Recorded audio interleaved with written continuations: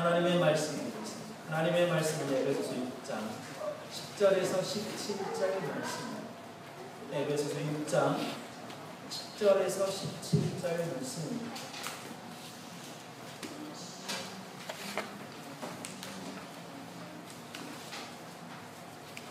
제가 봉독해 드리겠습니다.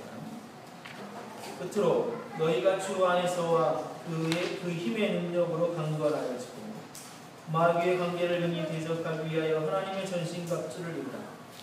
우리의 시련은 혈과 육을 상대하는 것이 아니요 통치자들과 권세들과 이 어둠의 세상 주관자들과 하늘에 있는 악의 영들을 상대하리라. 그러므로 하나님의 전신갑주를 취하라. 이는 악한 날에 너희가 능히 대적하고 모든 일을 행한 후에 서기 위함이라. 그런즉 서서 진리로 너희 허리띠를 띠고 의의 오신경을 붙이며 평안의 복음이 준비한 것으로 신을 신고 모든 것 위에 믿음의 방패를 가지고 이로써 능히 악한 자의 모든 불화살을 소멸하고 구원의 투구와 성령의 검 곧 하나님의 말씀을 가지라. 아멘. 승리교회라는 제목을 가지고 오늘 본문의 말씀을 함께 나누도록 하겠습니다. 에베소 성경은 바울이 에베소 교회에 편지를 쓴 내용입니다. 에베소 교회의 에베소 지역은 마술이 참 흥했던 곳이에요. 마술이 흥해서요. 그 마술로 인하여 경제 활동을 주로 하는 곳이었고, 바울이 갔을 때는 그 마술을 행하는 그 도시가 마술책을 광장에 모아놓고 불을 태우는 일. 그래서 그 마술책이 무려 5만 드라크마. 그때 당시에 한 사람의 일꾼 품삯으로 135년간의 품삯에 해당되어지는 그러한 마술책의 양을 불로 태워왔습니다. 그런데 에베소 교회가 바울이 있으면서 든든하게 세워지는 이 귀한 교회가 바울이 떠난 후에 우상을 섬기는 사람들이 더 강성해지고 맙니다.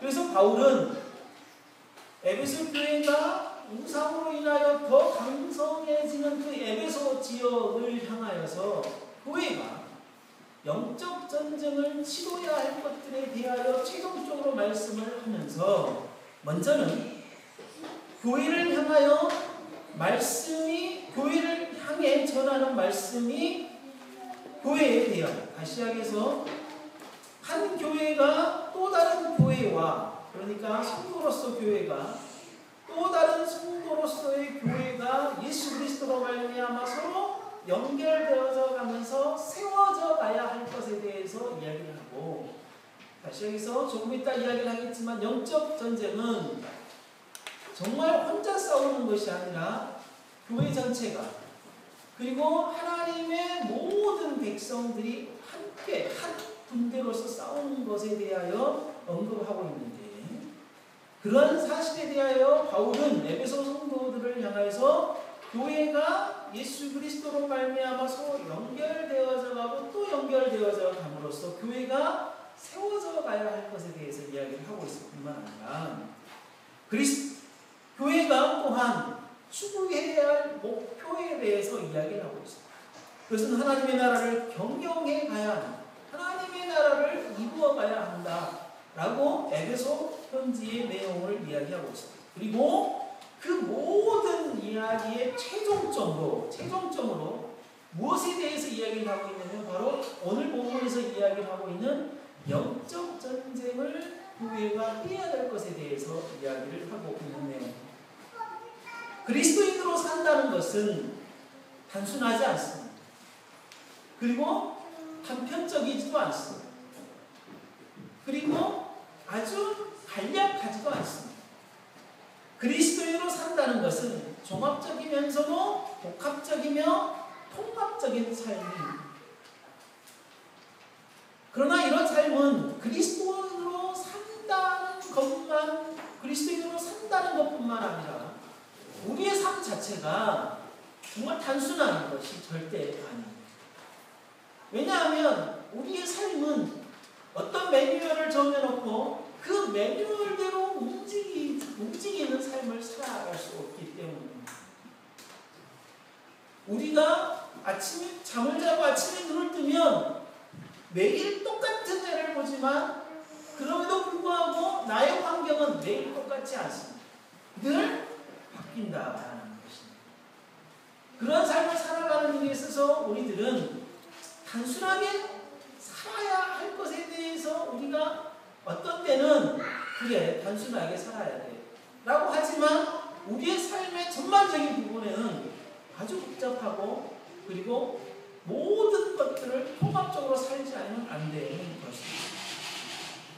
그리스도인으로 산다는 것, 정말 통합적인 인생을 통합적인 관점으로 우리의 삶을 생각해보고 또 살아가야 합니다. 영적 전쟁이 치열한 삶 속에서 이루어지는 것과 동시에 우리는 경건해요. 영적 전쟁에서 치열하게 우리가 상처를 입고 영적 전쟁에서 치열하게 우리가 싸워 나아가야 하지만 하늘로부터 신령한 복을 기대해야 합니다. 영적 전쟁을 이루어가는 삶 속에서도 우리는 예배자로서의 삶을 놓치지 말아야 합니다. 하나님과 동행함으로 그리스도와 심리적인 연합을 이루어가는 일에 있어서도 놓치지 말아야 합니다. 그러면서 하나님의 나라를 누리고 하나님의 나라를 경영하고 하나님의 나라를 소망하는 삶들을 살아가야 합니다. 더불어서 이 과정에서 신앙생활, 즉 예배를 해야 되고 예배 생활을 해야 되고 찬양을 드려야 되고 기도를 해야 되고 헌신의 삶을 살아가야 합니다. 그러면서도 우리는 먹고 사는 문제를 해결해야 하고 가정을 꾸려가야 하고 가족을 돌아봐야 되고 형제 자매들을 부모들을 또한 살펴가야 합니다. 이런 복잡하고 다양한 삶에서 성도로서 교회로서 영적 전쟁은 모든 영역에서 치루어져야 할 것이 분명하다라는 것입니다. 가정에서도 영적 전쟁이 치루어져야 할 뿐만 아니라 사회 속에서도 영적 전쟁이 치루어져야 하고 교회에서도 영적 전쟁이 치루어져야 하고 내 직장에서도 영적 전쟁이 치루어져야 되고 내 자신과도 영적 전쟁이 치루어져야 하는 것이 맞습니다. 우리는 진리를 가지고 진리를 드러내면서 사는 존재입니다.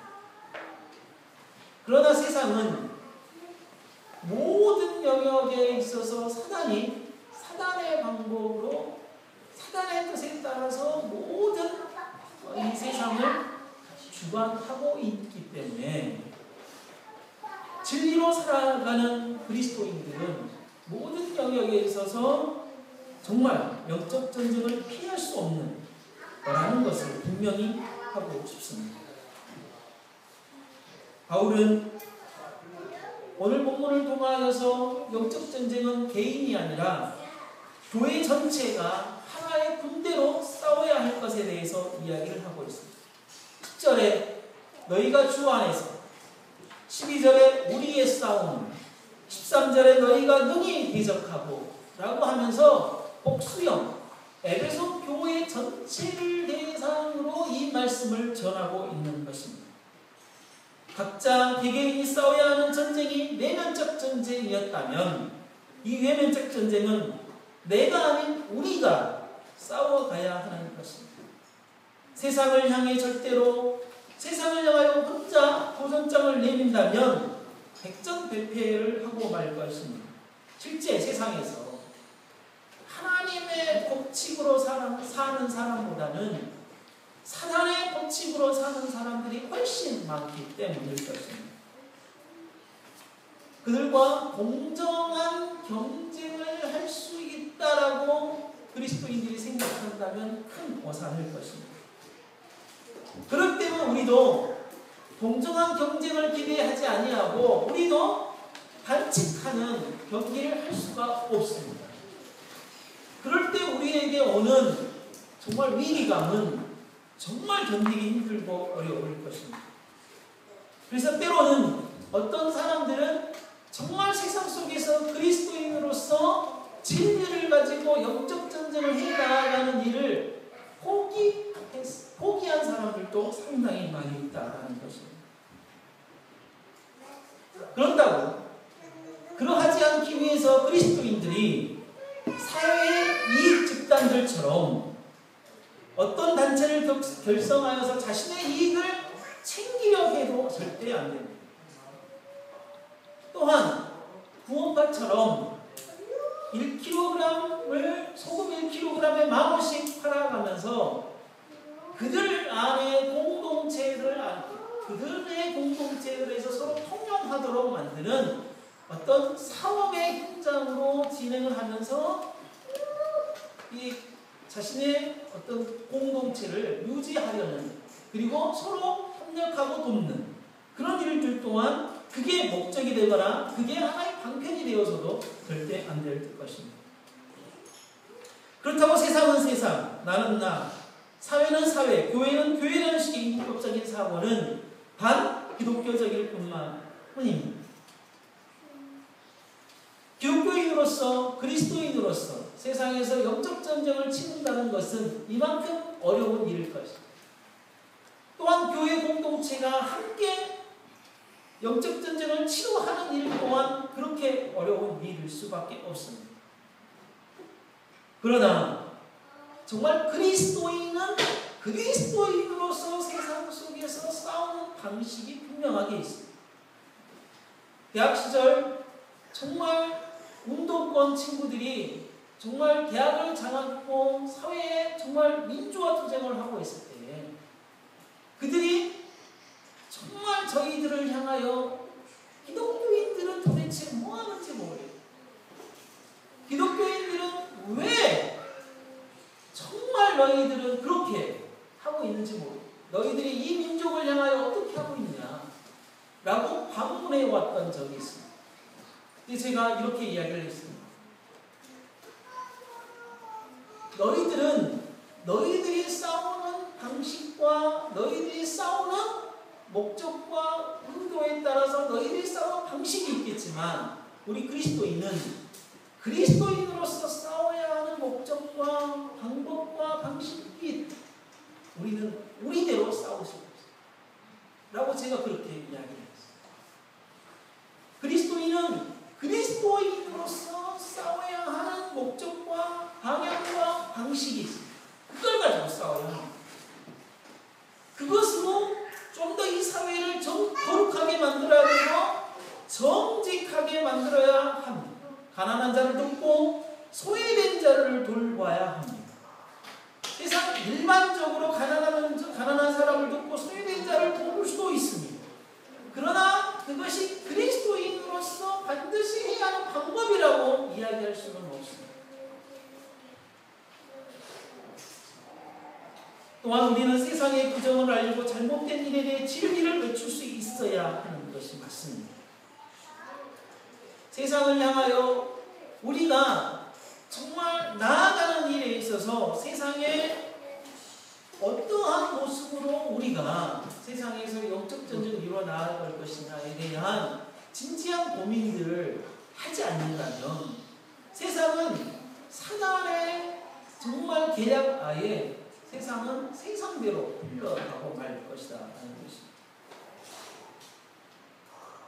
교회는 반드시 세상 속에서 하나가 되어져서 하나님의 하나의 군대가 되어져서 영적 전쟁을 치러야 합니다. 성도들이 서로 관심 있는 영역이 있다면 힘을 합쳐서 정말 우리 교회뿐만 아니라 이 교회뿐만 아니라 다른 교회 성도, 이 목포 땅에 있는 성도들 가운데에 정치에 정말 관심이 있다면 정말 그 사람들이 모여서 이 정치 영역을 어떻게 그리스도인으로서 정의와 거룩하게 정말 이 영역을 만들어갈 수 있을까를 심도 있게 고민을 해야 합니다. 정말 경제 영역에 있는 그리스도인들이 함께 모여서 어떻게 할 거냐 이 부분을 라고 고민 고민하고 방법을 만들어내야 하는 것입니다. 세상을 향해 그리스도인들이 나아가는 일은 정말 중요합니다. 정말 이 일을 하지 않으면 우리는 세상은 세상, 나는 나, 이중적인 삶을 살아가는 삶을 살아갈 수밖에 없을 것입니다.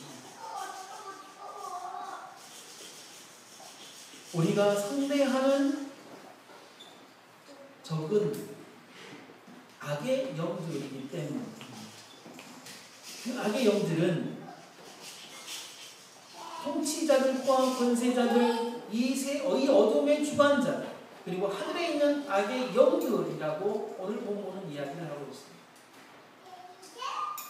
단지 우리가 정말 어둠의 권세를 잡은 이 악의 영들이라고 했을 때에 두렵고 떨림으로 그들을 상대하는 것이 힘들고 어렵다고 생각이 되겠지만, 그러나 성경은 우리들에게 이야기할 때에 이 악의 영들은 정말 그리스도인들이 대적하여서 물리칠 수 있는 정말 충분한 존재들이다라고 분명하게 이야기하고 있습니다. 왜냐하면 예수 그리스도가 우리 군대의 대장이기 때문에, 예수 그리스도가 이미 사단으로부터 승리를 거두신 예수 그리스도가 정말 승리자이기 때문에 이 일이 가능하다라고 말씀을 하고 있는 것입니다. 바울은 그렇게 이야기합니다. 아까 말씀드렸던 것처럼 에베소 지역은 마술적 믿음을 가지고 있었다라고 말씀을 드렸습니다. 특히 이 에베소 지역에 있어서 여신, 그러니까 모든 우상, 설명을 보니까 12궁 성자의 강력한 세력을 포함한 천상의 세력들과 지하의 신들을 모두 위에 군립하는 여신이 있는데 그 여신의 이름이 다이아나. 그 다이아나 여신이 에베소 전 지역을 장악하고 있었고, 이 다이아나 여신의 힘이 에베소 사람들은 하나님의 힘보다도 강하다라고, 이 하나님은 다이아나 여신 아래에 아래에 있는, 지배를 받고 있는, 그렇게 생각하고 있었다라는 것입니다. 에베소 사람들. 이런 상황에서 에베소 교회는 에베소 지역을 향하여 영적 전쟁을 치러야 한다라고 바울은 이야기를 하고 있습니다. 이미 세상은 이 영적 어두움의 영들에 의하여 지배를 당하고 있고, 이 악의 영들에 의하여 세상은 정말 논리적으로 그들에게 장악되어져 있습니다. 가면 갈수록 이 세상의 죄는 분명하게 진리인 것처럼 드러날 것이고, 그리고 그 진리인 것처럼 가장한 진리가 진짜 진리를 비진리라고 공격하는 일들이 많이 나타나게 되어질 것이라는 것입니다. 정직을 이야기하면 오히려 거짓이 정직인 것처럼, 양심을 이야기하면 오히려 비양심적인 내용들이 양심적인 것처럼 취급받는 시대가 오게 되어질 것입니다.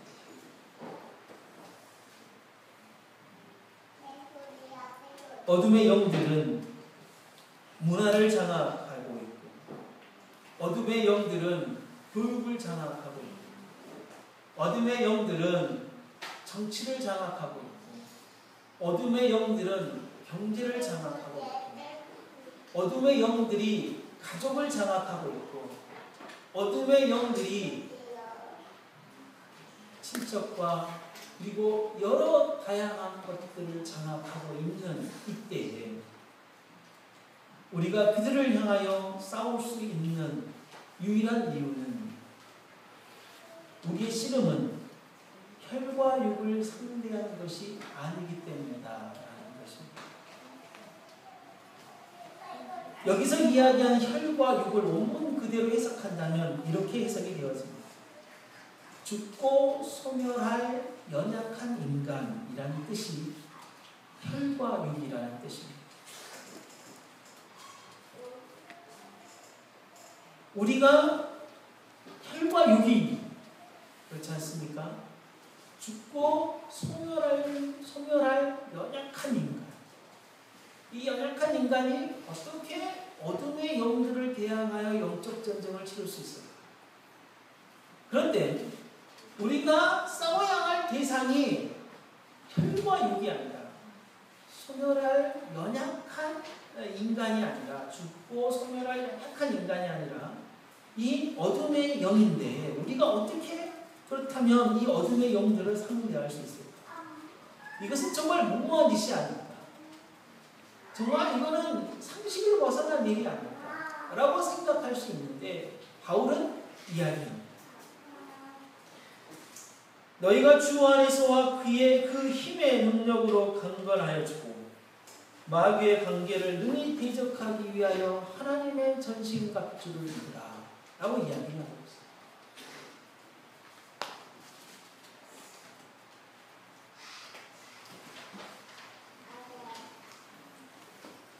바울이 하나님이 우리들에게 하시는 말씀이 강건해져라 라고 이야기합니다.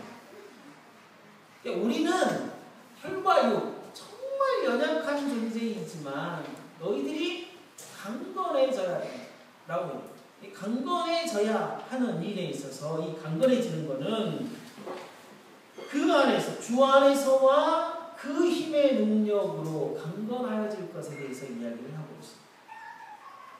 피조물들은 우리 인간은 그런 것 같습니다. 스스로 서 있다라고 할 때에 넘어져 버립니다. 그렇기 때문에 사탄의 관계에 대해 인간의 힘으로 대처하거나 인간의 지혜로 뭔가를 대항한다는 것은 절대적으로 불가능한 사실을 분명하게 우리에게 하고 있는 말씀입니다. 주 안에서 강건하여져서 영적 전쟁을 치러야 할 수 있다. 영적 전쟁을 치를 수 있다. 영적 전쟁을 치르기 위하여 우리들에게 정말 강하게 될 것에 대해서 주문을 하고 있으면서 우리의 싸움이 그만큼 치열하고 정말 아주 비참한 전쟁이 될 것이다 라고 이야기를 하고 있는 것입니다.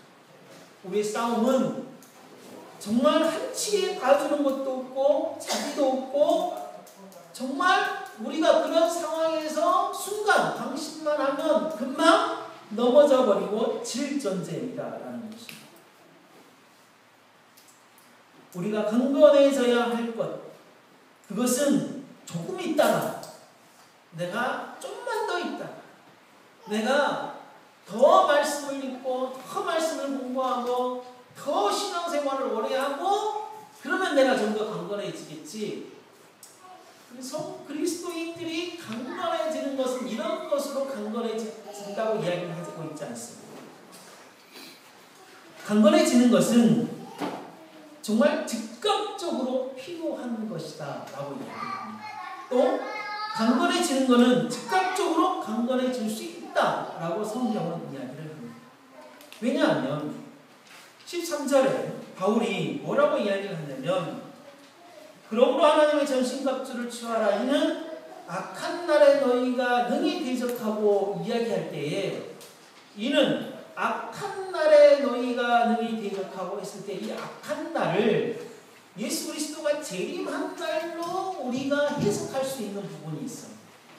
의미상, 흐름상 악한 날을 예수 그리스도가 재림하는 날로 우리가 흐름상 받아들일 수 있는데 그게 아니라 이 말씀은 지금 바울이 에베소 교회를 향하여 에베소 소식을 듣고 이 문제를 가지고 에베소 편지를 쓸 당시에는 그리고 편지를 써서 바울의 편지를 받은 에베소 교회는 이미 악한 날이 임하여 있는 상태입니다.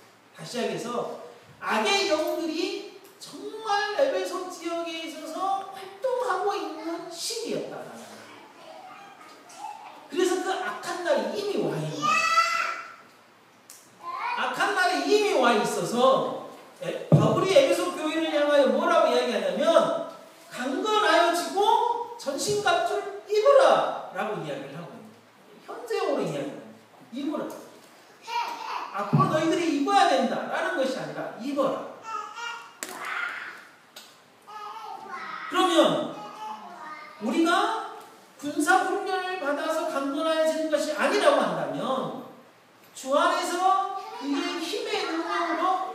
어떻게 강건하여 줄 수 있을까? 어떻게 강건하여 줄 수 있을까? 다니엘 10장을 우리가 한번 봐봐야 다니엘은 바벨론이라는 나라에서 왕을 섬기는 사람이었어요. 근데 왕을 섬길 때에 무려 4명의 왕을 섬깁니다. 그리고 2 나라를 섬기게 되었어요. 이거는 대단한 사람입니다. 다니엘은 영적 전쟁을 할 때에 어디서 했냐? 궁에서 했습니다. 영적 전쟁은 삶의 현장에서 하는 것입니다. 그럴 때 다니엘이 그러한 상황 속에서 다니엘 10장을 보면 전쟁이 아니라 환상을 보게 돼요. 기도 가운데 환상을 보게 되어지는데 그 기도 가운데 환상이 어떤 내용이냐면 지금까지 다니엘이 경험해보지 못한, 들어보지 못한 엄청나게 큰 전쟁에 관한 내용입니다. 엄청나게 큰 전쟁에 관한 내용을 환상을 보게 되었어요. 그럴 때 이 다니엘이 너무 그 충격이 커서 새 일해 동안, 그러니까 한 일해가 7일입니다. 21일 동안 그가 뭐냐면 슬퍼합니다. 그리고 그가 밥을 제대로 먹지 못합니다. 그리고 좋은 떡을 먹을 수가 없었습니다. 그리고 그가 고기와 포도주를 입에도 안 댔습니다. 그의 육신은 완전히 쇠잔해졌고 식욕을 정비하고 있었고, 그리고 그의 영혼 또한 완전히 고갈되어져 있는 상태가 바로 다니엘 10장의 사건입니다. 그가 그렇게 정말 완전히 기력을 다 잃고 있을 때에 사람 같은 한 사람이 나타납니다. 이게 예수 그리스도 메시아의 애언에 대한 표현입니다. 그래서 모든 성경학자들이 그 부분을 예수 그리스도가 나타나서 다니엘에게 손을 내밀었습니다. 그리고 다니엘에게 이야기합니다. 강건하라. 그럴 때 다니엘이 뭐라고 이야기를 하냐면 이렇게 이야기합니다. 다니엘 10장 19절에서 그가 이같이 내게 말하며 내가 곧 힘이 나서 이르되 주여 내 주께서 나를 강건하게 하셨사오니 말씀하옵소서 라고 이야기합니다. 내 주께서 나를 강건하게 하셨사오니 라고 그렇게 이야기합니다. 다니엘이 21일 동안 식음을 전폐하고 있을 때에 그리스도가 다니엘에게 와서 강건하여지다라는 그 말씀 한마디에 다니엘이 강건함을 얻습니다. 힘을 얻습니다.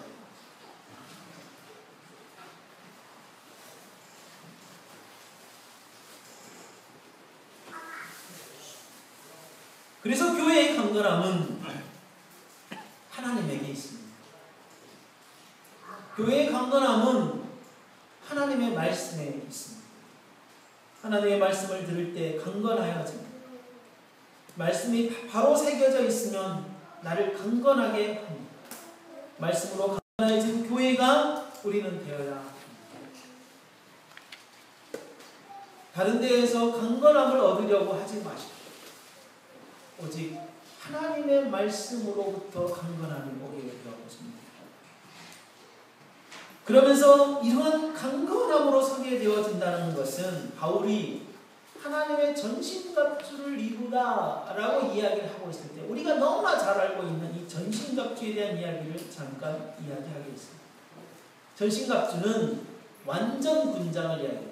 우리 남자들은 잘 알 겁니다. 완전 군장이라고 한다면 전쟁을 치르러 나가는 군인이 모든 것들을 다 이렇게 배낭에 다 집어넣고 그 다음에 모든 무기를 다 지급받고 보호장구를 다 지급받아서 그냥 완전하게 딱 이렇게 매역으로 가는 이 완전 군장 이야기입니다.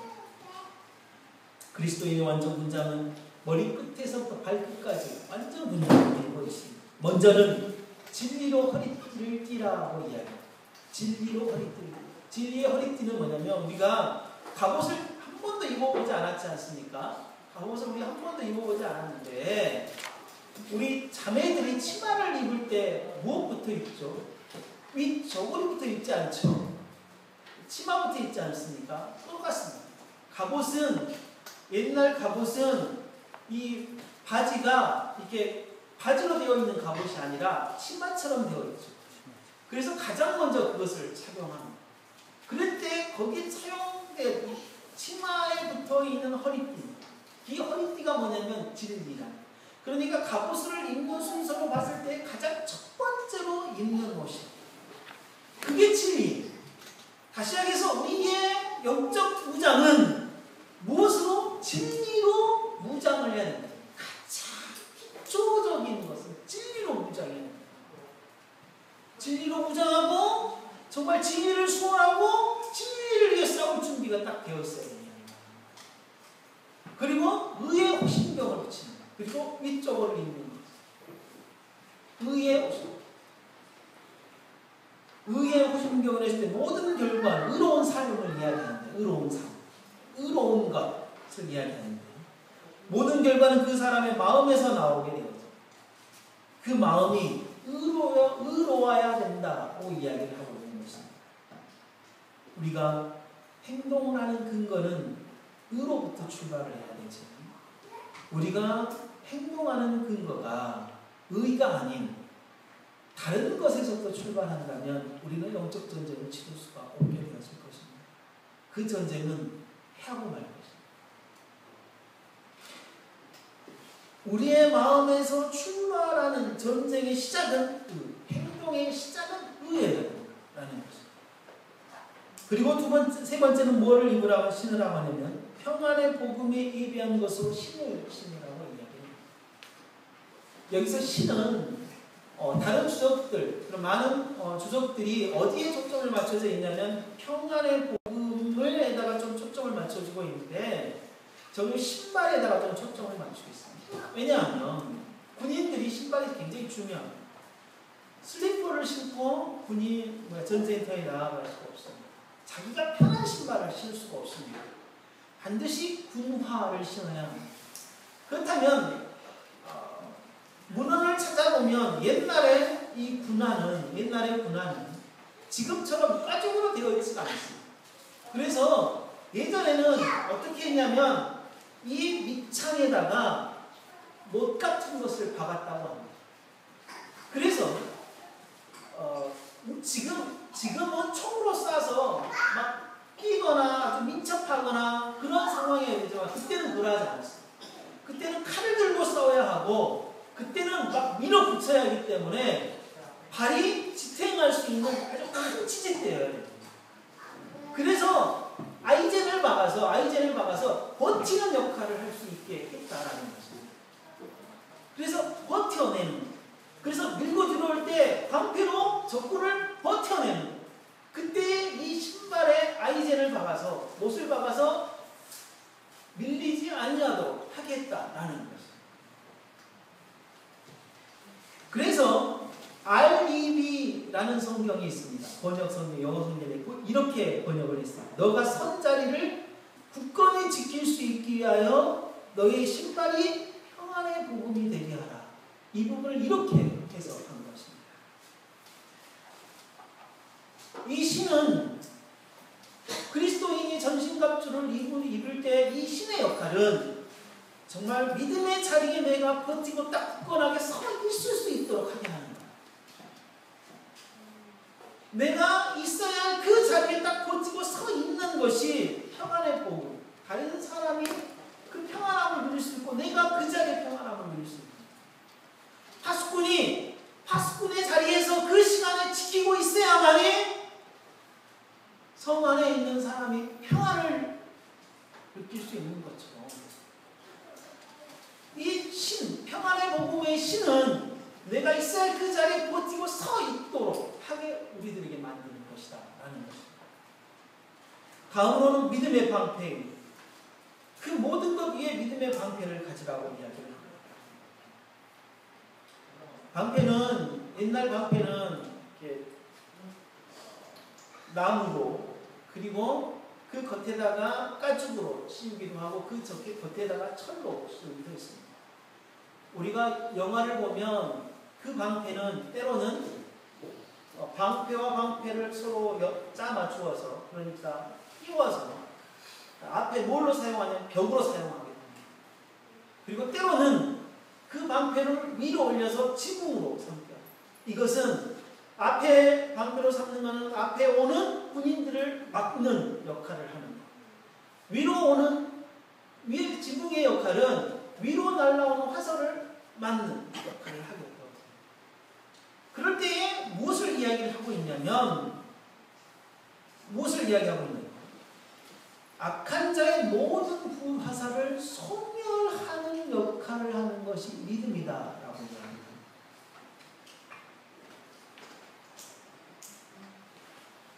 그러므로 이 믿음의 방패의 역할은 사단의 모든 미혹과 직접 공격하는 불화살을 무엇으로? 믿음으로 막아야 된다라고 이야기를 하고 있습니다. 다시 시작해서 그 믿음이 방어 역할을 한다 이 말. 믿음이 사단의 공격의 방어 역할을 충실하게 하지 못하면 우리는 지는 거예요. 근데 그게 믿음이라는 거예요. 그럼 무엇이냐 그 믿음이? 믿음이 무엇이기에 영적 전장에서 사단의 미혹에 대하여 우리가 방어할 수 있는 거예요? 그랬을 때 어떤 사람들은 이렇게 주 예수 그리스도를 믿노니, 예수 그리스도의 이름을 가지고 뭔가를 선포하는 행위를 하는 사람이 있었어요. 그런 건 아니에요. 믿음은요, 다른 게 아니에요, 여러분. 믿음은 뭐냐면 유일하신 하나님, 삼위 하나님과 그가 가지신 유일한 뜻, 그리고 그 뜻을 신실하게 행하시는 일에 대하여 믿는 것이 믿음입니다. 하나님께서 나를 복 주실 것을 믿습니다. 이건 믿음이 아니에요. 이런 데다가 믿음을 갖다 붙이면 안 돼요. 하나님께서 나를 정말 행복하게, 건강하게 해줄 것을 믿습니다. 이건 믿음이 아니에요. 그 말이 정말 하나님께서 성경에서 이야기하는 그 믿음에 근거한 하나님과 그리고 그가 품으신 뜻과 그 뜻을 이루어 가시는 일에 대한 신뢰, 그러한 믿음이 내 안에 견고하게 있을 때, 사단이 우리들을 미혹하려고 이야기하는 것에 대하여 어떻게 되죠? 그 믿음이 분별하게 됩니다. 하와가 선악과 앞에서 사단이 이 선악과를 따먹어도 돼 라고 했을 때에 하와가 뭐가 없었어요? 믿음이 없었던 거예요. 무슨 믿음이 없었어요? 신실하신 하나님께서 가지고 있으신 뜻, 선악을 알게 하는 나무를 따먹는 날에 정령 죽습니다 하는 그 믿음에 대한 확신이 없어요. 신뢰가 없어요. 그럴까 하노라. 그럴지도 몰라. 이건 믿음이 아니야.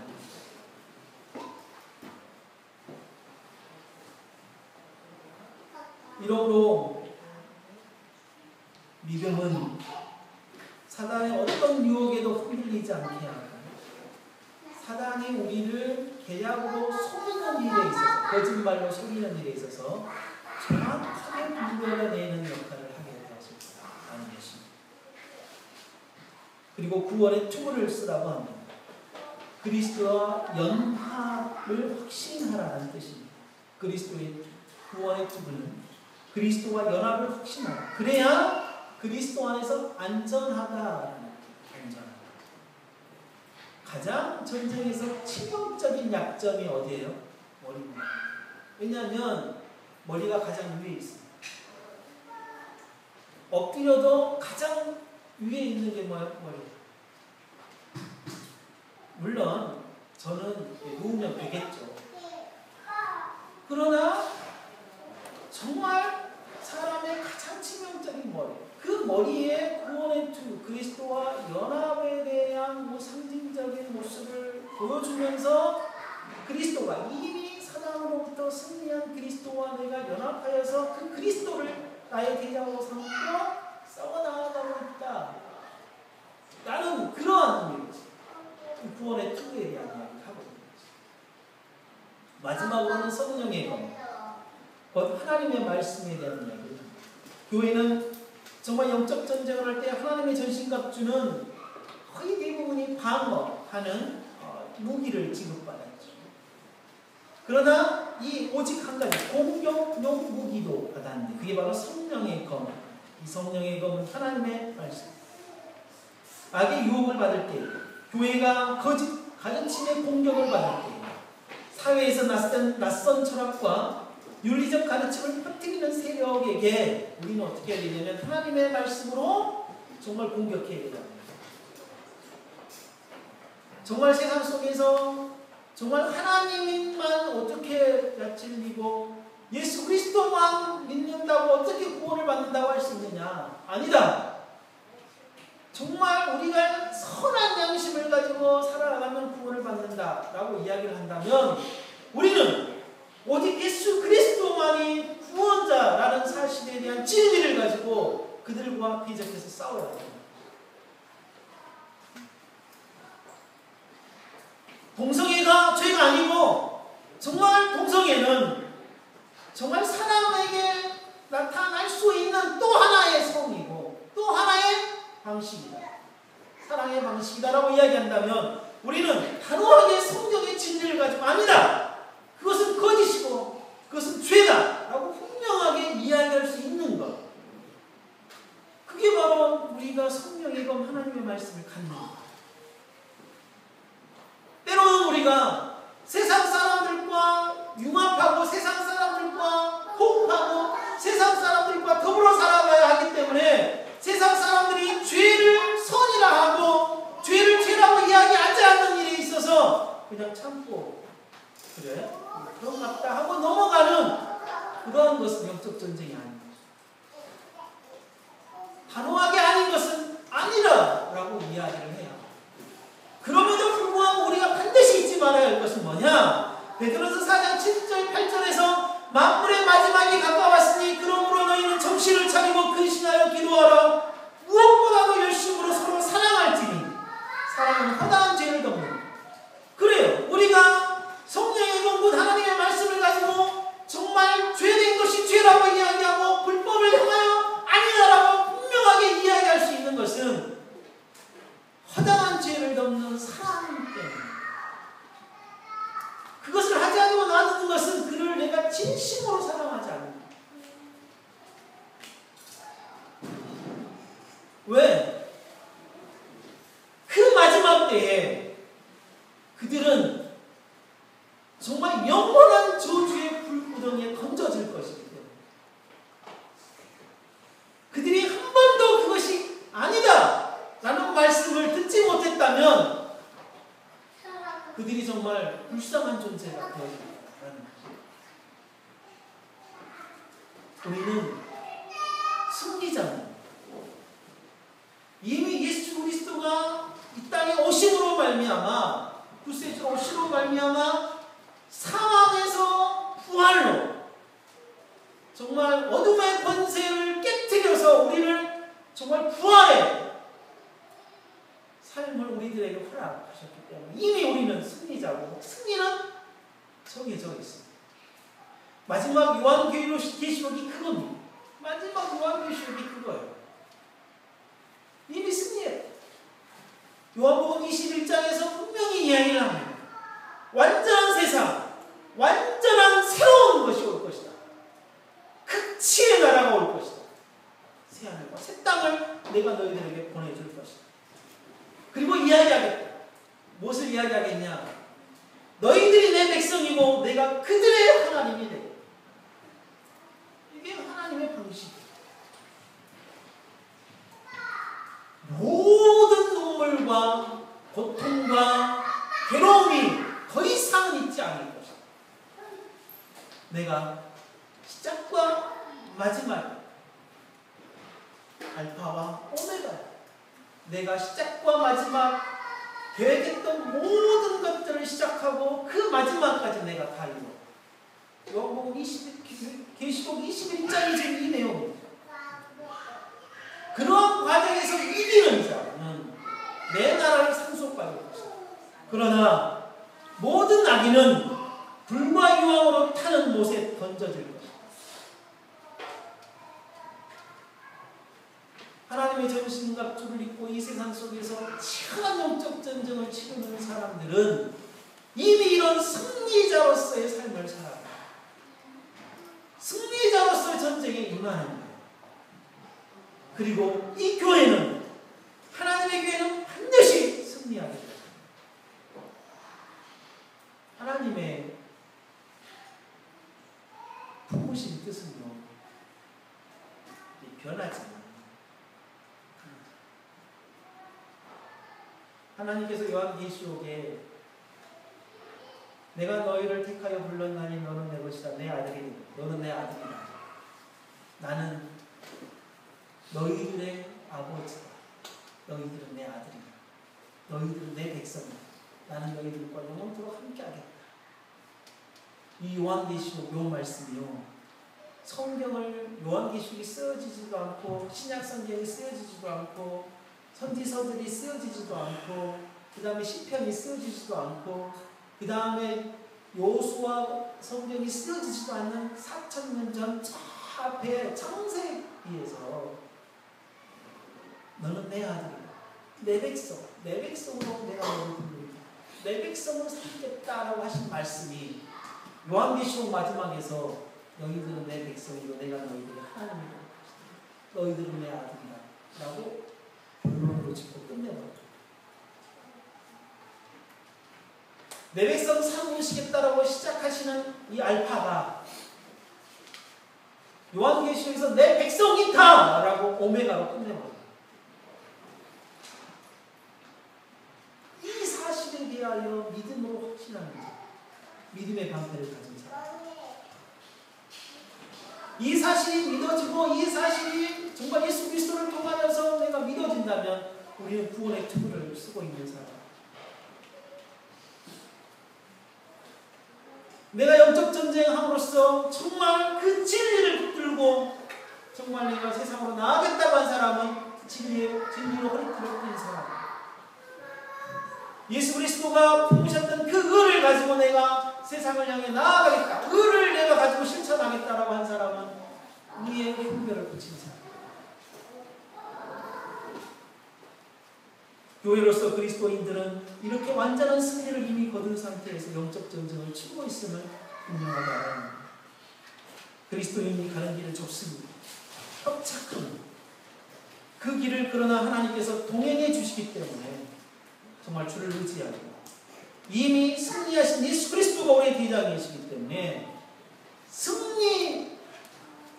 승리자로서 영적 전쟁을 치고 나아가는 우리 언약 공동체가 되시기를 바랍니다. 함께 기도하겠습니다.